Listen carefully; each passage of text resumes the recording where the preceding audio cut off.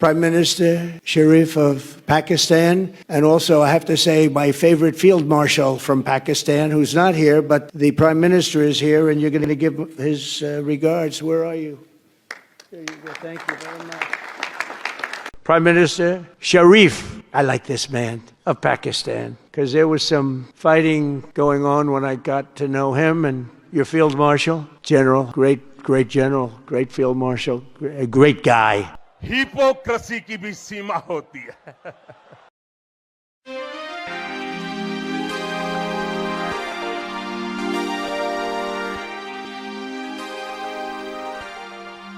अचानक से बैठे बिठाए अमेरिका ने पाकिस्तान को भी अपने लिए ख़तरा करार दे दिया और पाकिस्तान को भी अपने दुश्मनों की सफ़ में शामिल कर लिया। जिस तरह से वो ईरान को अपना दुश्मन समझता है, जिस तरह से चीन को, रूस को और शुमाली कोरिया को अपना दुश्मन समझता है, उसी तरह से पाकिस्तान को भी अपने दुश्मनों की सफ़ में खड़ा कर दिया। और वो भी ऐसे मौके पर जब ट्रंप की तरफ से बार बार कहा जाता है कि फील्ड मार्शल सैयद आसिम मुनीर मेरे पसंदीदा फील्ड मार्शल हैं, और ऐसे जज्बात का इजहार उनकी तरफ से शहबाज शरीफ साहब के लिए भी किया जाता है। पाकिस्तान को जिस तरह से अपना मुखालिफ करार दिया गया है, अपना दुश्मन करार दिया गया है, ये ट्रंप की तरफ से नहीं बल्कि उनकी इंटेलिजेंस सरबराह की तरफ से ये सारा कुछ कहा गया। और हैं ये तुलसी गैबर्ड। तुलसी से लगता है कि वो हिंदू हैं, ये भी आपके सामने रखेंगे कि तुलसी गैबर्ड कौन है। वो कभी डेमोक्रेट हुआ करती थी, लेकिन आजकल वो रिपब्लिकन है और बहुत बड़े ओहदे पर उनको ट्रंप ही की तरफ से तैनात किया गया है। अमेरिकी दारुल हुकूमत वाशिंगटन में कौमी सलामती के हवाले से सेनेट की इंटेलिजेंस कमेटी की एक अहम तरीन ब्रीफिंग के दौरान सनसनीखेज इंकशाफात सामने आए हैं, जहां पाकिस्तान, रूस, चीन, शुमाली कोरिया और ईरान को अमेरिका के लिए बड़ा खतरा करार दिया गया है। अमेरिकी नेशनल इंटेलिजेंस की डायरेक्टर तुलसी गैबर्ड ने सेनेट की इंटेलिजेंस कमेटी के सामने पेश होकर बताया कि ये पांचों मुमालिक अपने रवायती मिसाइलों को एटमी सलाहियत से लेस करने में मसरूफ़ हैं। इस रिपोर्ट में पाकिस्तान के हवाले से इल्ज़ाम आयद किया गया कि इस्लामाबाद मुबैना तौर पर ऐसे बैनुल बर्र आज़मी मिसाइल तैयार कर रहा है जो बराह रास्त अमेरिकी सरजमीन को निशाना बनाने की सलाहियत रखते हैं। तुलसी की जुबानी सुनिए वो क्या कहती हैं। However, the intelligence community assesses that Russia, China, North Korea, Iran, and Pakistan have been researching and developing an array of novel, advanced, or traditional missile delivery systems with nuclear and conventional payloads that put our homeland within range. अमेरिकी हुकाम का कहना है कि चीन और रूस इस वक्त अमेरिका के लिए सबसे बड़े और बराह रास्त चैलेंज बनकर उभरे हैं, क्योंकि वो ऐसा जदीद दिफाई निज़ाम तैयार कर रहे हैं जो अमेरिकी सिक्योरिटी को नाकाम बना सकता है। इसके साथ साथ मसनूई जहानत यानी AI के मैदान में भी चीन अमेरिका का सख्त तरीन हरीफ साबित हो रहा है। दूसरी जानब शुमाली कोरिया के बारे में बताया गया है कि उसके मिसाइल पहले ही अमेरिका का पहुंचने की ताकत रखते हैं, जबकि ईरान के हवाले से दावा किया गया है कि उसके बैनुल बर्र आज़मी मिसाइल बनाने के प्रोग्राम और जौहरी सलाहियत को हालिया हमलों के जरिए काफ़ी हद तक ख़त्म कर दिया गया है। ईरान और अमेरिका के दरमियान जारी हालिया कशीदगी पर बात करते हुए तुलसी गैबर्ड ने बताया कि अगरचे ईरान की फौजी ताकत और क़यादत को हमलों से शदीद नुकसान पहुंचा है, लेकिन वो अब भी खित्ते में मौजूद अपने साथियों की मदद से अमेरिकी मुफादात पर हमले करने की पोजीशन में है। इनकी तरफ से ये नहीं बताया गया कि खित्ते में इनके साथी कौन हैं। क्या इस खित्ते में ईरान के साथी चीन है, रूस है या शुमाली कोरिया है। बहरहाल आगे चलते हैं। रिपोर्ट के मुताबिक 2025 में होने वाली कार्रवाइयों ने ईरान के एटमी प्रोग्राम को पीछे धकेल दिया है। ताहम खदशा जाहिर किया गया है कि मौका मिलने पर ईरानी हुकूमत दोबारा अपने मिसाइल और ड्रोन फोर्स को खड़ा करने की कोशिश करेगी। अमेरिकी सेनेट की समाअत के दौरान CIA के डायरेक्टर जॉन रैटक्लिफ ने कानून साजों को बताया कि अगर ईरान की फौजी सरगर्मियों को ना रोका जाता तो वो 3000 किलोमीटर तक मार करने वाले मिसाइल तैयार करने की सलाहियत हासिल कर सकता था, जिसका मतलब है कि ईरानी मिसाइल यूरोप के किसी भी हिस्सों को निशाना बना सकते थे, ताहम वो अमेरिका तक नहीं पहुंच सकते थे। यही इनकी तरफ से बताया जा रहा है कि यूरोप के किसी भी हिस्से को निशाना बना सकते थे। امریکہ تک پہنچنے کا سوال ہی پیدا نہیں ہوتا۔ ریڈ کلف کا مزید کہنا تھا کہ اگر ایران اپنی ٹیکنالوجی پر کام جاری رکھتا تو وہ براہ راست امریکہ کو دھمکانے کی پوزیشن میں آ سکتا تھا۔ سماعت کے دوران جب ریپبلکن سینیٹر ٹام کاٹن نے یہ سوال پوچھا کہ کیا ایران اگلے 6 ماہ کے اندر امریکہ تک پہنچنے والے میزائل بنا سکتا تھا، تو CIA کے ڈائریکٹر نے اس کا کوئی واضح وقت نہیں بتایا۔ انہوں نے سینیٹرز کے خدشات کو درست تو قرار دیا، لیکن یہ نہیں کہا کہ ایران کو ایسا کرنے میں کتنا عرصہ درکار ہوتا۔ اس سے یہ ظاہر ہوتا ہے کہ امریکی انٹیلیجنس ادارے ایران کی صلاحیت پر کڑی نظر رکھے ہوئے ہیں، تاہم وہ کسی حتمی تاریخ پر بات کرنے سے گریز کر رہے ہیں۔ دوسری جانب ایک دلچسپ انکشاف یہ بھی سامنے آیا کہ جنگ شروع ہونے کے چند روز بعد ٹرمپ انتظامیہ کے حکام نے بند کمرہ بریفنگ میں کانگریس کے عملے کو بتایا تھا کہ ان کے پاس ایسے کوئی ٹھوس شواہد موجود نہیں تھے کہ ایران امریکہ پر کسی بڑے حملے کی فوری تیاری کر رہا تھا۔ اس دوران امریکی سینٹ میں صدر ٹرمپ کی پالیسیوں پر بھی سوال اٹھائے گئے ہیں اور ارکان پارلیمنٹ نے اس جنگ کے معاشی اثرات اور امریکی ٹیکس گزاروں کے اربوں ڈالرز کے اخراجات پر تشویش کا اظہار کیا ہے۔ تولسی گیبرڈ نے سینٹ کمیٹی کو بریفنگ دیتے ہوئے کہا، امریکہ کو اس وقت مختلف بیرونی ممالک کے ساتھ شدت پسند نظریات سے بھی شدید خطرات کا سامنا ہے۔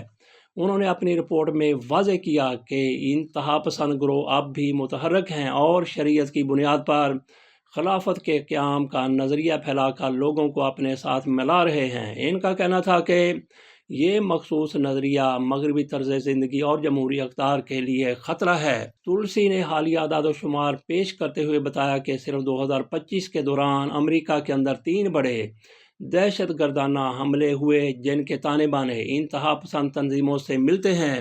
خاص طور پر ریاست مشیگن میں ہونے والے ایک حملے کا ذکر کرتے ہوئے انہوں نے بتایا کہ اس واقعے میں ملوث شخص کا تعلق حزب اللہ کے ایک اہم رہنما سے پایا گیا ہے۔ اب تولسی گیبرڈ کے حوالے سے بات کر لیتے ہیں، جنہوں نے بیٹھے بٹھائے صدر ٹرمپ صاحب نے جس طرح سے پاکستان کی فیلڈ مارشل کی، پاکستان کے وزیر اعظم کی تعریفیں کی اور انہوں نے ایک دوسرا ہی عکس دکھا دیا، پاکستان کو امریکہ کے لیے خطرہ قرار دے دیا اور امریکہ کے دشمنوں میں شمار کر دیا۔ ان کے بارے میں جانتے ہیں۔ پاکستانی میزائلوں کو امریکہ کے لیے خطرہ قرار دینے والی تولسی گیبرڈ آج خبروں پر چھائی ہوئی ہیں، تاہم ان کا پس منظر ہندو مذہب اور فوجی سروس کی وجہ سے کافی دلچسپ ہے۔ ٹرمپ انتظامیہ میں ڈائریکٹر آف نیشنل انٹیلیجنس کے طور پر خدمات انجام دے رہی ہے۔ تولسی نسلی طور پر انڈین نژاد نہیں ہیں، لیکن مذہبی اور ثقافتی طور پر ہندو روایت سے گہرا تعلق رکھتی ہیں۔ ان کی خاندانی جڑیں دراصل مختلف پس منظر سے تعلق رکھتی ہیں۔ ان کے والد مائک گیبرڈ ساموا اور یورپی نسل کے پس منظر رکھتے ہیں، جبکہ ان کی والدہ کیرول پورٹر بنیادی طور پر یورپی نژاد امریکی ہیں۔ گویا دونوں میں سے کوئی بھی پیور ہندو نہیں ہے، بلکہ ہندو ہی نہیں ہے۔ اس لحاظ سے ان کا نسلی تعلق انڈیا سے نہیں بنتا، لیکن انہیں ہندو مذہب کی جانب راغب ان کے والدین ہی نے کیا ہے۔ البتہ ایک وجہ جس سے اکثر لوگوں کو غلط فہمی ہوتی ہے وہ ان کا مذہبی اور ثقافتی رجحان ہے۔ تولسی گیبرڈ ہندو مات اور ہندو روایات سے خاص قربت رکھتی ہیں۔ ان کا نام بھی مقدس پودے جو ہندوؤں کے ہاں مقدس ہے تلسی سے لیا گیا ہے، جو ہندو روایت میں اہم سمجھا جاتا ہے۔ وہ کئی بار انڈیا کا دورہ بھی کر چکی ہیں اور بھارتی ثقافت کے بارے میں مثبت خیالات کا اظہار کرتی رہی ہیں۔ اس سے قبل وہ 2013 اور 2021 تک ہوائی کے دوسرے کانگریشنل ڈسٹرکٹ کی نمائندہ رہ چکی ہیں۔ وہ امریکی ساموا سے تعلق رکھنے والی پہلی خاتون کانگریس رکن اور کانگریس کی پہلی باعمل ہندو رکن بھی ہیں۔ فروری 2019 میں انہوں نے امریکہ کے صدر کے لیے ڈیموکریٹک پارٹی کی نامزدگی حاصل کرنے کی مہم کا اعلان بھی کیا تھا۔ وہ امریکہ کی صدارت کے لیے انتخاب لڑنے والی پہلی خاتون امیدوار تھیں جو جنگی تجربہ رکھتی تھیں۔ انہوں نے 19 مارچ 2020 کو اپنی صدارتی مہم معطل کر دی تھی۔ گیبرڈ 12 اپریل 1981 کو لیلوالوا امریکی ساموا میں پیدا ہوئی۔ انہوں نے 2009 میں ہوائی پیسیفک یونیورسٹی سے بزنس ایڈمنسٹریشن میں بیچلر کی ڈگری حاصل کی۔ ان کے والد مائک گیبرڈ 2006 سے ہوائی اسٹیٹ سینٹ کے رکن ہیں۔ نومبر میں گیبرڈ نے ہیلتھی ہوائی کولیشن کے نام سے ایک غیر منافع بخش تنظیم کی بنیاد رکھی، جس کا مقصد ماحول کا تحفظ اور انفرادی و اجتماعی صحت کو بہتر بنانا ہے۔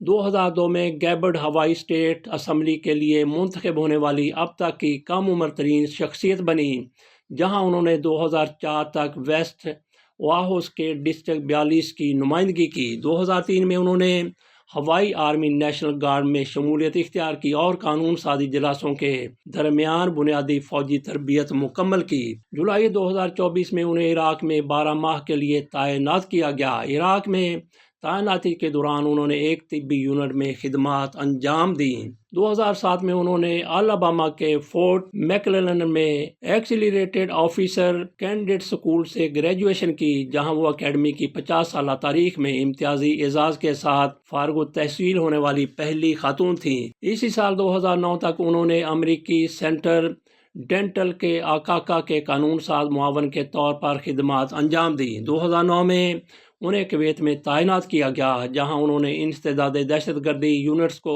تربیت دی۔ وہ پہلی خاتون تھی جنہیں کویتی فوج کی جانب سے تعریفی اعزاز ملا۔ 2010 میں وہ ہانولولو سٹی کونسل کے لیے منتخب ہوئی اور 2012 میں امریکی ایوان نمائندگان کی رکن بنی۔ وہ 2013 سے 2016 تک ڈیموکریٹک نیشنل کمیٹی کی نائب چیئر بھی رہیں۔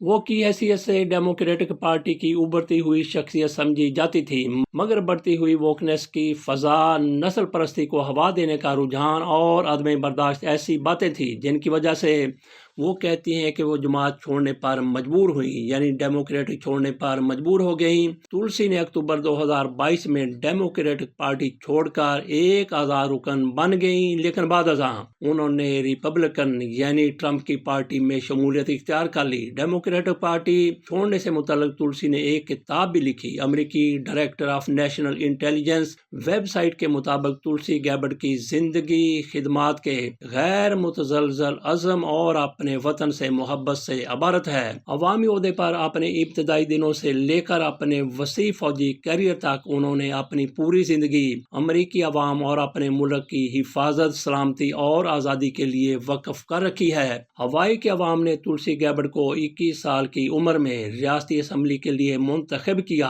8 سال بعد ہانولولو سٹی کونسل کے لیے اور 31 سال کی عمر میں انہیں امریکی کانگریس کے لیے منتخب کیا گیا، جہاں انہوں نے 4 مرتبہ اس حیثیت سے خدمات انجام دیں۔ ویب سائٹ کے مطابق ڈائریکٹر تلسی گیبرڈ اندرون ملک اور بین الاقوامی ہر معاملے کو امریکی عوام کی حفاظت، سلامتی اور آزادی کو یقینی بنانے کے نقطہ نظر سے دیکھتی ہیں۔